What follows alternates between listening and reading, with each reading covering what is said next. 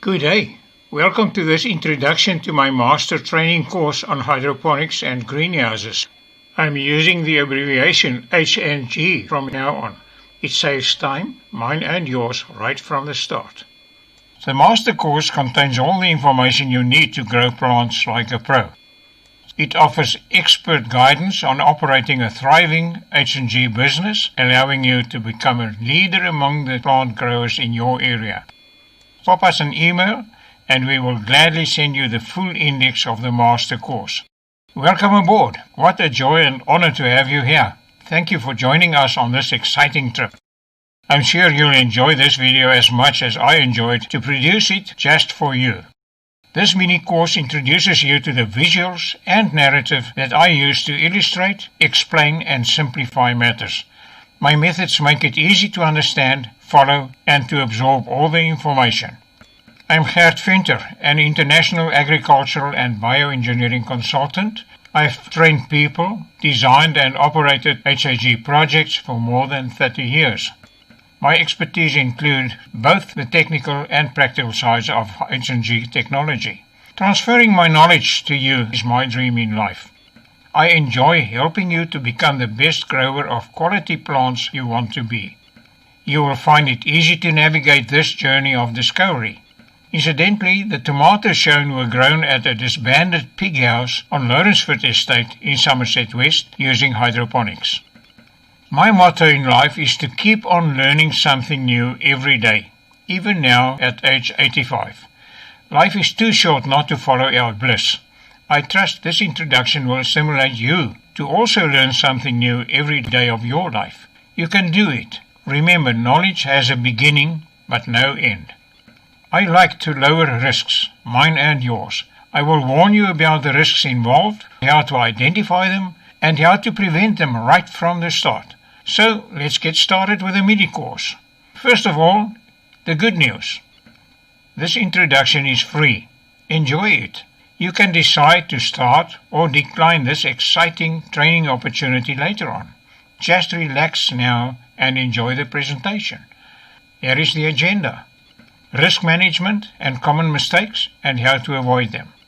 Why some H&G projects fail soon after startup. Also, some details of the subjects that I included in my master course. Subjects such as how to grow plants, what they require, everything about hydroponics and related technologies such as aquaponics, vertical farming, urban rooftop and indoor farming, etc. Also greenhouse orientation, greenhouse selection, design criteria for greenhouses, climate, pest and disease control, and many other subjects. But the most important subjects that I will cover will include the management aspects, greenhouse management, hydroponic management, post-harvest handling, adding value, marketing strategies, business planning, economics, funding, and many more other subjects, without forgetting to tell you to avoid costly mistakes if you want your project to be successful. Talking about success and talking about mistakes, just to realize that the cost of correcting mistakes increases by roughly an order of magnitude, in other words about tenfold, at each stage of a project. I'm showing it on the screen. The sooner you can identify and rectify mistakes, the lower the cost for the necessary corrections will be. The cost will be relatively low during the conceptual or detailed design stages of a project. However, once you're in production and you already have a full crop in your greenhouse, but find that there's no market for your crop, or the opposite, there may be a market for the specific crop, but you're missing out on the timing that you had wrong. This can cost you millions of dollars. I know of an international case where a total loss of more than $1 billion was created within a quarter. In other words, an annual loss of more than $4 billion. So to prevent this from happening, you need to consider a few things. Look at the benefits or the advantages of every item, every worker, every member of your personnel. Every piece of equipment that you're installing in the system has to be analyzed, and you'll have to ask yourself, will the cost for doing this be reflected in a similar or a better increase in the income? If that's not the case, start looking for something else. Superiority is quite a good thing. If you've got a superior crop, you can expect superior prices if you know how to negotiate. However, you can also overdo this. If you want to have a perfect tomato or a perfect cucumber every time that you supply the market with it, you're going to have a lot of losses or rejects. So don't go for perfection, go for excellent quality. That is good enough. You can also go overboard when you start looking at your installation. It doesn't help to put gold plating on metal parts of your structure. It will not have any influence on your income, but it will have a vast influence on your expenditures. You'll pay interest on a higher loan, or you'll be losing interest on your own capital. So do not look for everything to be perfect. You need to apply value engineering principles to get the optimum benefit. And value engineering principles tells you to look at the minimum requirement to be successful at the minimum cost. And the big issue here is you need to meet the requirement, but at the minimum cost. Okay, enough said about that. You look at the benefits, you look at superiority, but the main thing is look for viability. That is where the answer lies. The thing to remember is that it is better to prevent mistakes than to try repairing them after the fact. The course itself consists of two main groups of subjects. Hydroponics on the one side, greenhouses on the other side. Hydroponics is just a name, coined by Professor Gert Venter way back in 1930 when he was looking for a name to explain what he was doing. Growing plants with their roots hanging in water. Hydro, water. Ponos, the Greek word for work. So you're working with water. Greenhouses, on the other hand, has to do with protection and climate control. Two different subjects, two totally different fields of expertise is required there. To explain it, hydroponics has to do with what happens in the root zone, water, air and nutrients. Greenhouses, on the other hand, also requires water, air and nutrients for the plants to grow, but you also now have light and climate coming into the picture. And each of them has got at least two or more subdivisions or subjects that you need to concentrate on. Air, for instance, so not only carbon dioxide and oxygen levels that are important, it's also air movement and the number of air exchanges that you get per hour or per day, wind factors and a lot of other things. As far as the light's concerned, not only how much sunlight is falling onto your plants, but also the timing, the length of day, and also the quality of the light, which refers to the color in the light spectrum that you're working with. If you go green, you get vegetative growth.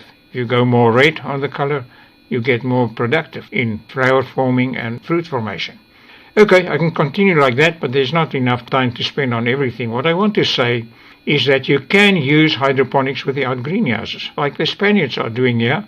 Lovely lettuce crop, acres and acres or hectares and hectares of it, all being grown hydroponically, even without a substrate. We are doing the same in South Africa. Right here in Stellenbosch, where people are growing strawberries in soil, luckily sandy soil with excellent drainage. They have to sterilize it properly every year before they plant the crop. But the crop is being grown using hydroponics. Fully balanced nutrient solution being fed to the plants right through the growing season. And they're very successful on that as well on a big scale. The big thing where you really want to get the full benefit of hydroponics and greenhouses is when you combine them. They are unrelated subjects, but the combination can lead to spectacular results. So combine the two if you can. Immediately when you start looking at hydroponics or greenhouses or both, a lot of questions will start popping up. I'm showing it for greenhouses, I can show the same for hydroponics as well. Those typical questions are the ones that you need to answer. I drew this from the internet, and you can see on the right hand side all the typical questions that were asked since the beginning of the internet. I can answer all those questions for you one by one as we move along the course. Now the big thing is if you look at greenhouses and just climate control, it looks very confusing. There are the items that you've got control over on the left hand side, and you've got the factors on the right hand side, and a lot of arrows that are confusing and making it very difficult to understand how the one will influence the other. But there are ways of overcoming these problems. Everything comprises slices. You may be asking, how do you eat an elephant? Piece by piece, of course. So that's what makes it so easy to follow, understand and absorb the contents of my courses.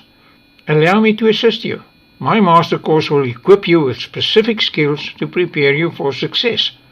Not only to grow a crop, but to be successful. I use exceptional images, tables, bullet lists, etc. to explain everything in detail for easy perception. You'll enjoy my vast, valuable and specialized skills. My general knowledge, background and experience is there for you to use. I will help you to find your way to establish your business as a successful one. So, let me put you on the right track to success. I am here for you. I can walk you through the whole process, step by step, right now. Isn't that cool? I'm not wasting your time. I'm not going to waste my time. If you just look at this airport scene, you can see that that route is much too long. It's going to take too much time and energy for passengers to board that plane. I've seen too many free internet webinars which frustrated me simply because I had to listen to 60 minutes of nonsense to find 3 or 5 minutes of valuable information. My seminars are totally different. I do not waste time and energy. I prefer to focus on the important aspects to give you real value for the time that you're spending with me. I prefer to use a direct, easy and visual approach to bridge the gap between modern engineering, horticultural and scientifically proven technologies on one side versus recommendations made by people with good intentions but limited or no expertise. I shy away from non-viable, untested opinions or biased and misleading recommendations are being bandied out for free. I'm the sole author of more than a dozen handbooks on hydroponics and greenhouses. 2 of them, Successful Hydroponics and the one on strawberries, are more than 600 pages, full of diagrams, photos, illustrations, bullet lists and so on to make it easy and understandable. I wrote 10 of those handbooks in a time span of 5 months. You need to be an expert to be able to do that. I will share more than half a century's experiences and expertise with you via my master training course. Internet training is better, more informative, and much faster and quicker and easier to understand than any 2-day, weekly or monthly training course that I or anyone else for that matter can present in the limited contact time that you have at the venue. Period. The 10 biggest mistakes, here they are. But look at the picture on the right-hand side. A huge building full of vegetation, plants growing all over the place. You can grow your vegetables in a building like that, but it will not be viable. You don't need a helicopter and a helicopter pad to transport your produce to the market. It will be too expensive. The building will be too expensive. So, overcapitalization is one of the major problems for projects to fail right from the start. You need to be cost sensitive all the way. I'm not going to go through the whole lot, but number 10 is so important that I want to lift it out. Depending on doubtful advice. You cannot ask a supplier to give you the best. His opinion of the best is the most expensive, which may not be the best because you're going to pay a heck of an interest or other fees, have an unnecessary high capex. Let me show you some examples. Number 1, poor management, no planning. This is one of 3 similar projects launched in the Orange Free State about 10 years ago. They asked me to come and investigate and give my advice on how to turn around a project that failed within 3 years after startup. Actually, within 3 months after startup. These guys, and there were 12 of them for the 12 tunnels, were young people out of school, no agricultural or horticultural background or experience.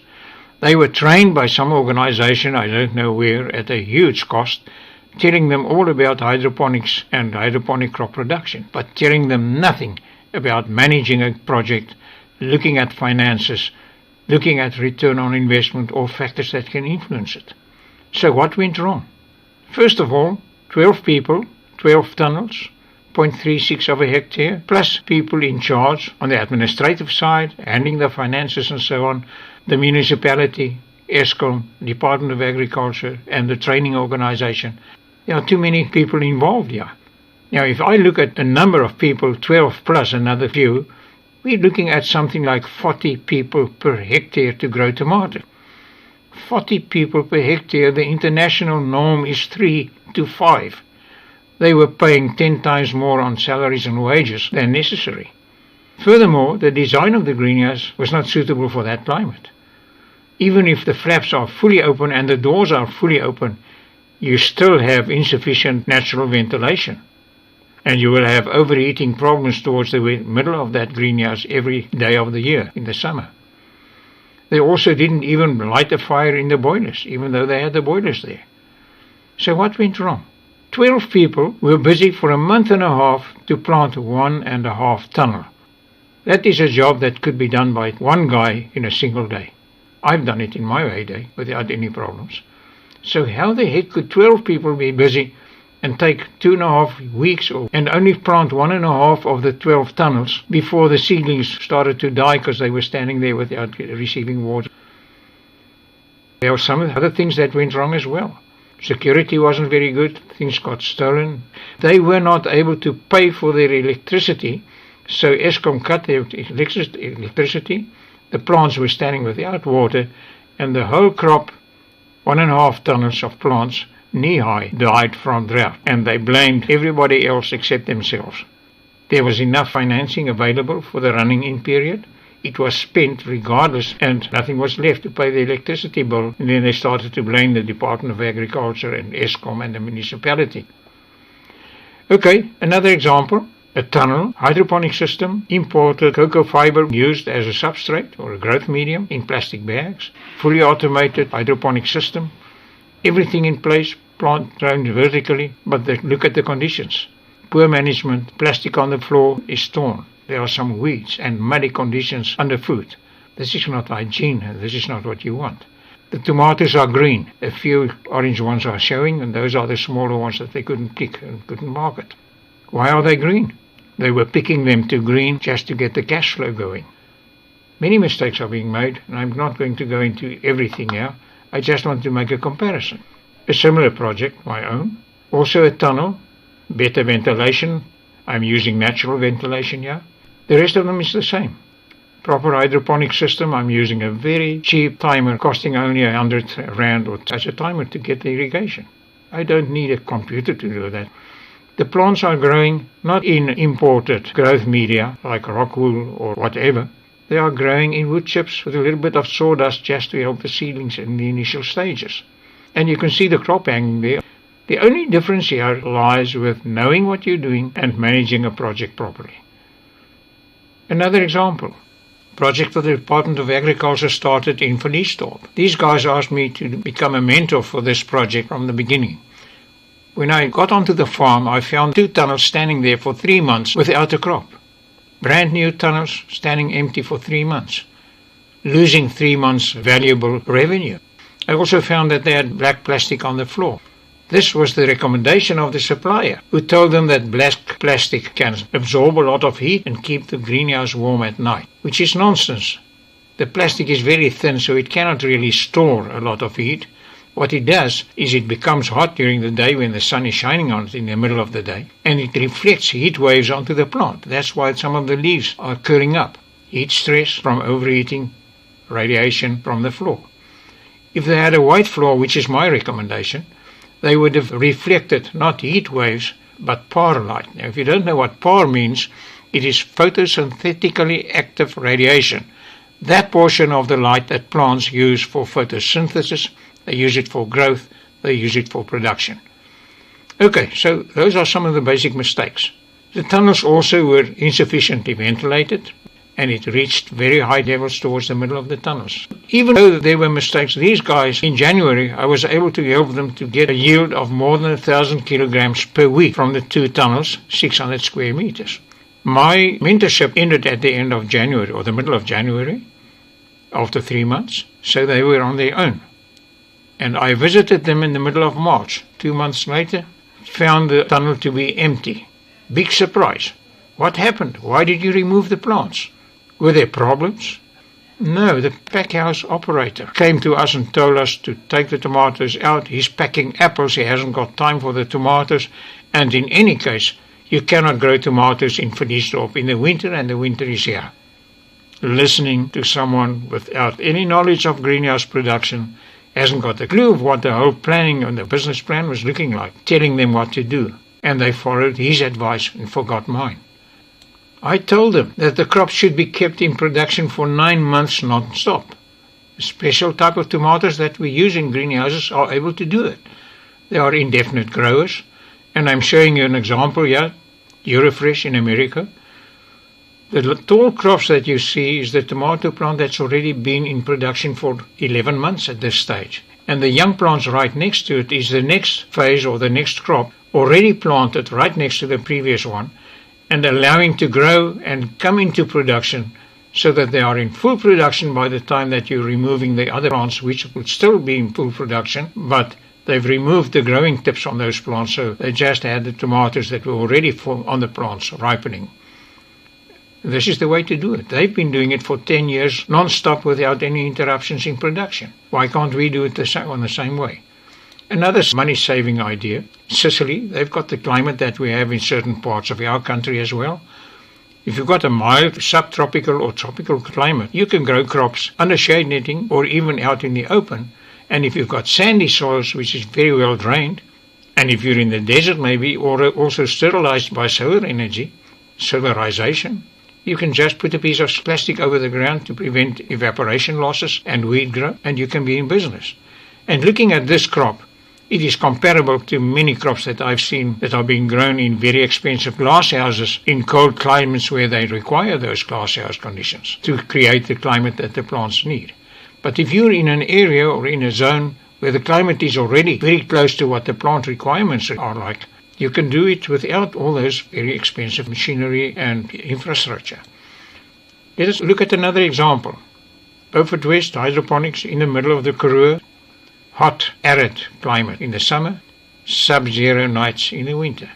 First mistake, no natural ventilation, air movement through that greenhouse that's catching solar energy in the summertime from 6 o'clock in the morning until 6 o'clock in the evening.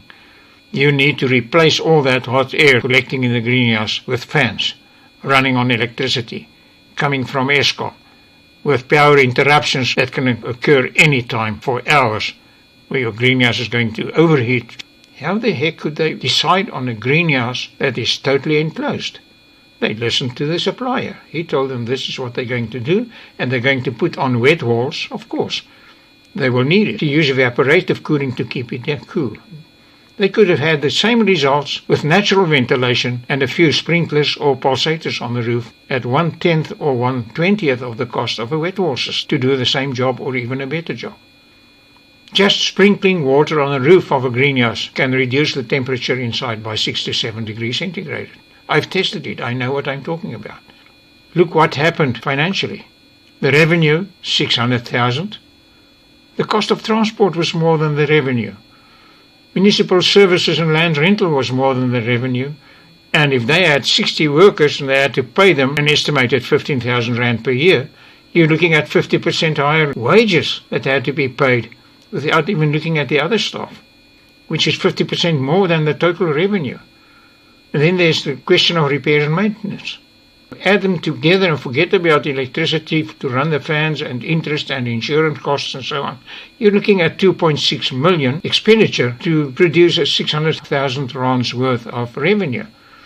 In actual fact, it's not 2.6 million, it's closer to 3 or 3.5 million to generate 600,000. It cannot work. I could have told them that wrong before they started by just having a proper business plan, which would have shown them what the cost of transport would be and the rest of it. Okay, the end result, in tatters. Cape Argus had a report on it September 2nd, 2013. And that occurred even before the really heavy drought struck the country a couple of years later, when the municipal water supply dam ran dry, absolutely bone dry. Not a drop of water available from the dam for the municipality. They had to ask people traveling through town to bring bottled water for them to have drinking water. Another example. A very nice vertical system. You hear a lot about vertical farming, and it is something that has benefits, but you need to know how to do it. Not like this. This has been hailed as vertical farming being the answer. It's impressive, it's very fancy, but it's not viable.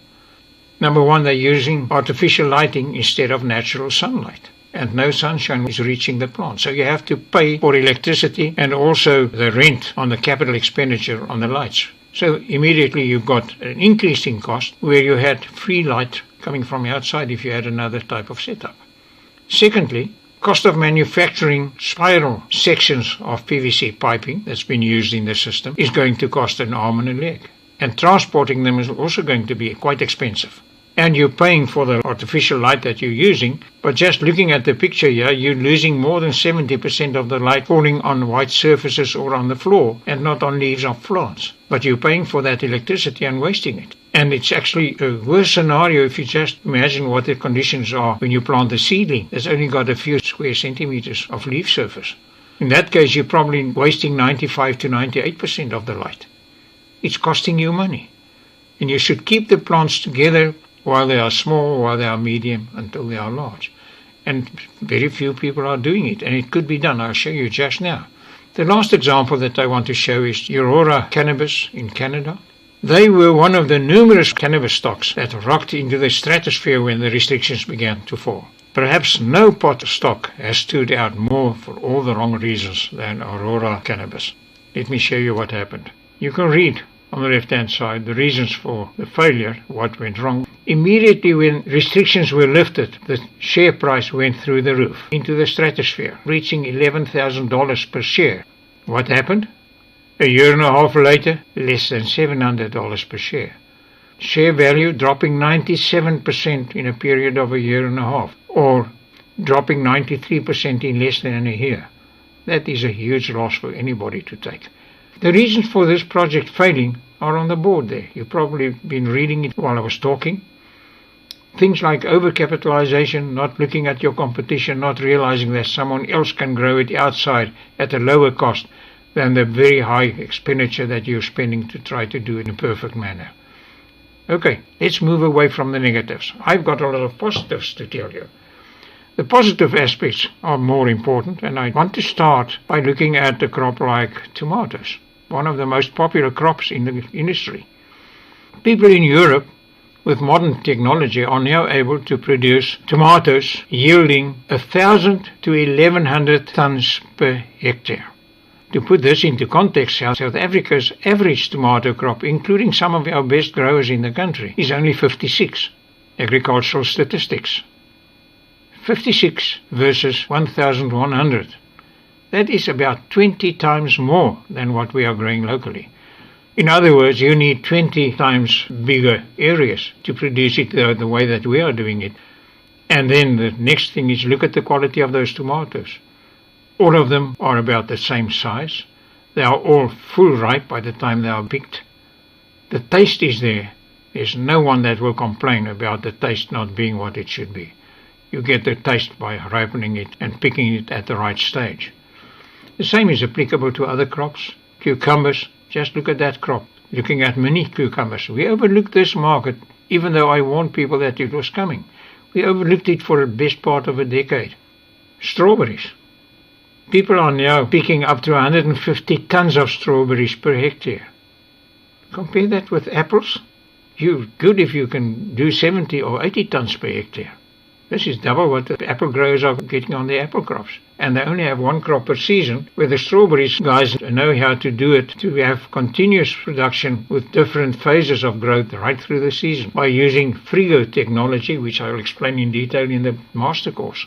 If you are interested in strawberry production, I produced this handbook, more than 600 pages with all the information there. Just contact me and I can let you have the information. An example of a very nice setup that I encountered in Mpumalanga.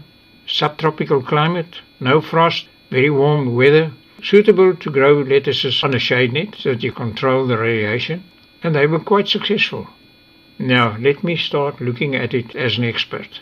Number one, about 50% of the area under the shade net that you've been paying for is wasted in the pathways for the workers who have to be able to bend down and work at ground level and allow other workers to pass behind them. Poles also influencing the width of your pathways, which could have been narrower or absent. Number two, can you see that some of the plants are not growing as well as the rest of them?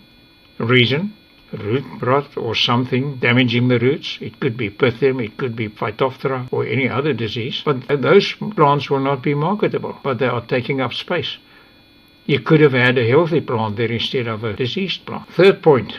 Areas without plants. You can see them as my marker moves up here.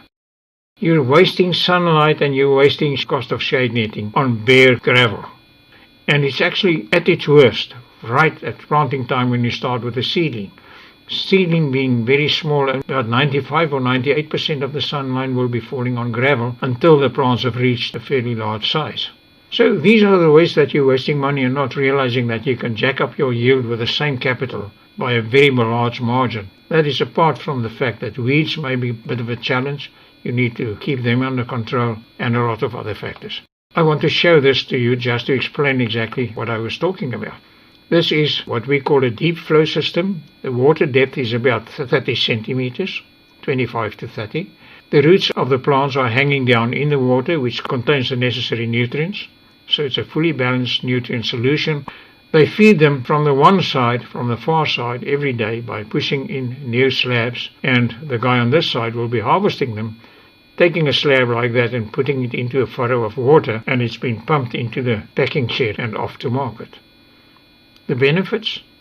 A very high yield, 18 to 20 crop cycles per year in the final stage of production. 5 million heads of lettuce per hectare if your final spacing is 25 plants per square meter. No weeds, no tanks for water or nutrients except a small tank just to fill up to compensate for the transpiration losses. Practically zero evaporation from the surface because it's covered with polystyrene slabs all the time. Easy temperature control, either up or down. Root zone warming for extra growth when it's required. Cool water temperature, the final stages to prevent bolting. No passengers, 100% floor utilization, and only 2 laborers per hectare is required to run this system. Let us look at a comparison between plants being grown in horizontal troughs compared to a deep flow system. Number of plants here, 10 plants per square meters if you're lucky. It's probably closer to 7, and probably only 5 will be going to market. The rest of them might not be growing as well as they should. Compare 5 to 10 plants per square meter with 216 plants per square meter. The floats entering the system will be floating from the one side to the other, every day being filled in and every day being moved out at the end. And you can see the growth over a 5-day period, how green it starts to become at the end. But right from the start you get almost full utilization of the sunlight. This is the worst part of it. When it reaches that stage, they replant them at a lower density of 80 plants per square meter. Now, the 80 plants per square meter makes provision for a lot of rejects. You throw out every plant that's not perfect, that's not growing as well as it should. Any runt has to be removed and thrown out. So you start with more than you require to be able to remove weaker plants on its way. And then you transplant another time until you reach the final stand of 25 plants per square meter when it's ready for the market. And you can now see how even the plants look out. They are all exactly the same size, not a single plant that's not performing well. Okay, enough said. You're now probably saying, well, I'm not really realistic. I'm not comparing apples with apples. Here it is. This is what you get when you do basil in the same system, and that's the comparison. And to take it further, projects where they say they want to start a hydroponic project for job creation. This whole system is being run by one single guy doing the harvest. There he's at the background. All he does is to take a slab, turn around, put it onto a channel filled with water. The water is pumped from the one side to the other side and recirculated with a centrifugal pump. And the flowing water will transport those panels from the harvester's position right into the pack shed. All they have here is 2 ropes underneath at an incline driven by a small electric motor to lift the crop up to table height for easy lifting and packing.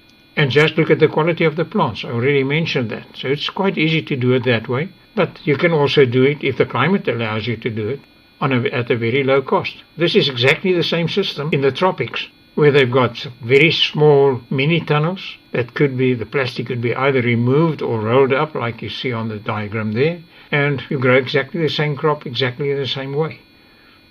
You can also go overboard and go for a really fancy system like this one. It's a rotating system. The whole growing area is rotating very slowly. It contains a lot of plastic tapered units which has slots between them that are equally spaced right from the inside to the outside. And all that happens here, a grower will pass to the center over that gantry, and start planting as the floor rotates or as the system rotates, planting seedlings there into the slots, and the spiral underneath will push those plants out with 3 or 4 rotations per day. I'm not quite sure about the number, but slowly the plants will be moving outwards every day until they reach the outside where they can be harvested by workers standing in one position, just collecting them as they pass by due to the rotation of the floor. A very fancy system, but can you see that through the whole growth stage, the solar energy coming through this dome from any angle is being collected on plant leaves and not on bare surfaces. So you get 100% utilization of your solar radiation in the growth area. The same systems that I explained here on lettuces could be done on other crops, including flowers, herbs, and many others, medicinal plants and so on. The best way to go about it is to start with a business plan. Your business plan needs to follow certain criteria. It has to contain a financial analysis. That is the heart of a business plan. You need to start with your goals, your mission, your vision, and your strategy, clearly defined, all of them. You need a marketing plan. It's advisable to also have a SWOT analysis. SWOT stands for strengths, weaknesses, opportunities, and threats. You need to start with a team. If you're starting small, you'll actually be the team. But if you go big, you need to have a team. Specialists who know what's going on the financial side, on the production side, on the plant protection side, on the controlling the diseases and so on. And if you do not have those guys on your team, get specialists in the form of consultants who can help you. You need to know what your competition is doing. You need to know everything as far as the operations are concerned. We're showing the viability, return on investment, earnings before interest, tax, depreciation and amortization, cash flow, and all the important aspects. You need to show the timeline. You're not going to generate income and cash flow from day one. You probably have a running time of 3 to 4 months before you get capital flowing. You need an executive summary for yourself, just to recap what you're doing and where you're going from time to time, but also for your funding organization or individuals. They will not look at the full business plan without first studying the executive summary. And that summary should have a clear indication of the finances, whether it's going to be viable or not. The lucky part about hydroponics is that there's not a single crop that I'm aware of that couldn't be grown hydroponically. And there's a whole lot in front of you, but you've got to be careful. Some of them are only giving you 1 crop per year, and that can influence your return on investment. Here is a list of the typical hydroponic greenhouse crops. Leafy vegetables, leafy salads, herbs, fruit vegetables like tomatoes, cucumbers, pumpkins, melons, watermelons, etc., berries, and cut flowers. But also indigenous plants, potted plants. You can grow seedlings, cuttings, garlic, potato tubers, or sweet potato for that matter, medicinal plants, cannabis, essential oil. The list goes on and on. But what you need to remember is that a plant needs a lot of attention if you want to grow properly. You need to provide the protection that's required. You need to keep it healthy, have pest and disease control, water it regularly, avoid damage to it, and keep on giving it food and water on a daily basis, or even 12 times per day, depending on your system that you're using. Otherwise, it will die on you eventually. So the big story here is just to remember that plants typically want to grow.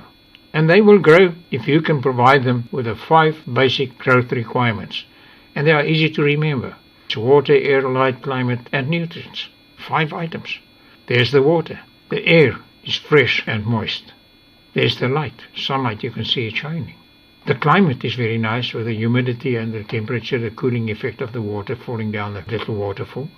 The light is there, the climate is there, and the nutrients are there. Bird droppings, worm droppings, organic matter deteriorating and becoming soluble, being dissolved in the water. That's enough to get these plants growing.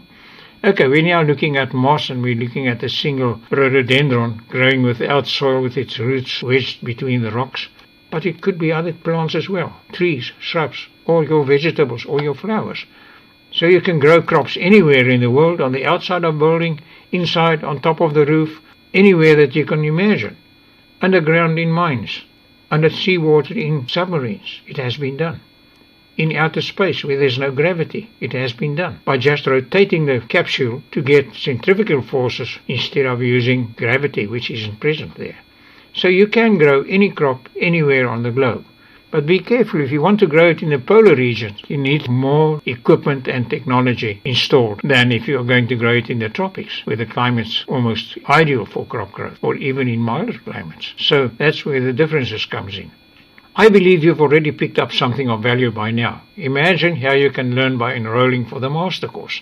Life is a school, and you can learn a lot by solving problems. Problems are life lessons from which you can learn. But why take that expensive, time-consuming, self-learning route if I can help you using the internet? That is exactly why I compiled this Greenhouse course for you. I've learned a lot in my lifetime by solving problems, my own and those of my clients. That's why I developed the Mastercourse, to lead you into becoming a successful grower with a viable and sustainable operation.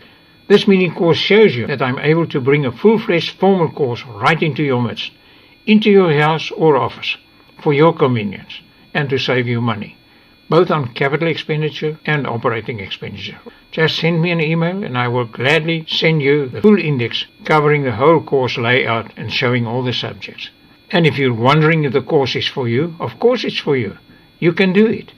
Even if you're a beginner, a struggling grower, or an experienced grower, or even a specialist in hydroponics and greenhouse technology, we can all keep on learning something every day like I'm doing.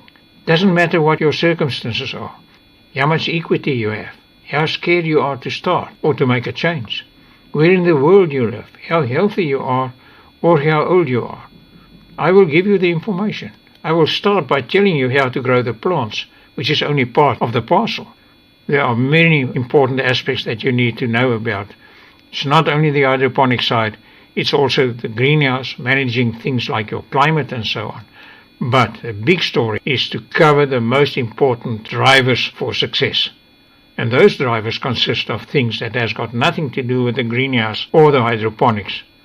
It has to do with managing the greenhouse using sound management principles. Financial control is important. Marketing, your marketing strategy, how you're going to market it. Adding value, timing of your market, timing the planting dates to coincide with certain times of the year. Festive seasons, Mother's Day if you are producing red roses, for instance. If you are a week late with your red roses, you're going to miss out. Applying value engineering principles. This will help you to improve your project's viability and will result in excellent returns on investment, cash flow, profit margins, etc. And I will teach you the basics of value engineering principles as well. And I will not be using a far-off venue that's going to cost you money anymore, and it's costing me money as well. I'm too old to stand in front of a car for 2 days or for 5 days non-stop. I've done that in my youth. I've done it even when I was 75 years and older. But at 85, I think I must stop doing that. I can give you a better course with more information, I promise you, than I could do in a venue where you have to sit and listen to me and look at the slides and try to remember and absorb everything when I tell you about it. And if you become drowsy, you're not going to absorb everything. I know. Listening to one guy from 8 in the morning until 6 at night is a long session, with only a short break for tea and another one for lunch. I'm not going to do it that way. That's why I'm going for the internet. It is easy, it is quick, and it is fun. And for you to be successful, you just have to concentrate and to focus. And talking about concentration, try to stay away from anything that can distract you. You will find it difficult to read what I've got on the screen there, because those little dots and circles are distracting you all the time. Can you see what distraction can do? So if you're listening to my videos with a lot of distractions around you, you're not going to get the full value. Removing the distractions or covering them up like I've done here makes it easy. Today you're giving me your most important asset, your time. My promise to you is that I won't waste your time. But you need to focus. Follow one course until you're successful. It's easy to do it at home, in your office, at the beach, in a coffee shop, in the air, on an aeroplane, or anywhere that's convenient. Internet courses are fast, they are better, they are beautiful, and they can be fun. So, enjoy them. I'm able with that course to expand your knowledge of hydroponics and greenhouses, like this spiral that represents the Fibonacci sequence, or the golden ratio as they call it, which is a ratio starting from 0 And instead of 0, 1, 2, 3, like we normally count, it goes 0, 1, 1, 2, 3, 5, 8, 13. Doesn't make sense if you don't know how it's working, but what happens is it is 0 plus 1 is 1, 1 plus 1 equals 2, 2 plus the previous one gives you 3, 3 plus the previous one being 2 gives you 5, 5 plus 3, 8, 8 plus 5, 13, 13 plus 8, 21, 21 plus 13, 34, etc., etc. And on the spiral, I'm showing the double 1s, 2, 3, 5, 8, 13, 21, 34, 55, 89, 144. That's how I can expand your knowledge of greenhouses and hydroponic systems. And I can expand it in a spiral, the golden ratio, which you find in nature all over the place, like the sunflower seeds here, like the digits on your hand, your fingers, your hand, your arm. All those are actually satisfying that ratio. And I will start right at the center with plant growth. What plants require? I already told you, but I've written it down there with the first letters in white. Spelling, walking, water, air, light, climate, irrigation if you do hydroponics, nutrients and growth media, or you get growth. Walking, if you look at the yellow, through, look at the blue, every, look at the yellow, aspect of finances, of hydroponics and greenhouse technology, including finances, adding value, management, marketing. I've mentioned them before, to make you a successful grower using hydroponics and greenhouse to produce the crops. And this will put you in a picture where you can grow a pumpkin like this. To have an idea of the size, look at the photographer, or even sweet potatoes being grown in a plastic container like that, where the container has been removed to take the photo and show what's inside. Well, we've reached the end. You're now aware of the pitfalls and how to make your project viable and sustainable. Join us on this spectacular journey. Come and enjoy my Mastercourse. My promise, you won't regret it. Thank you for your time. I really enjoyed talking to you, and I'm thankful for you staying until the end of my presentation. I look forward to helping you to reach some spectacular horizons of your own based on your project's results in the near future.